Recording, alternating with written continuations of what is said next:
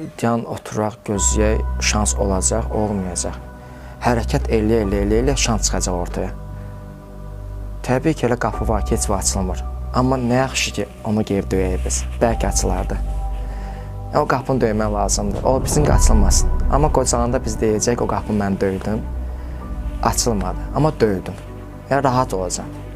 Amma döyməsəm deyəcəm ki, mən döymədim o qapını. Bəlkə o qapı açılacaqdır cümə. Ürəyimiz sıxılacaq, narahat olacaq. Ona görə yəni, həyat qısadır, vaxt çox tez gedir. Məktəbdə müəllimlərimin sözü yadıma düşdü vaxt barəsində.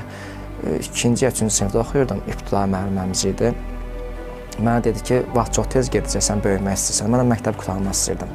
Dedi, gözü açıb bağlayırsan, bir göz qırpanda məktəb qutaracaq. Və mən sumkamı götürüm, geyinim, sağlaşdım və evə gedə gözümü açıb bağlayırdım ki, məktəbi qutaracağım da yəqin ki. Sözü əsl mənasında götürmüşdüm.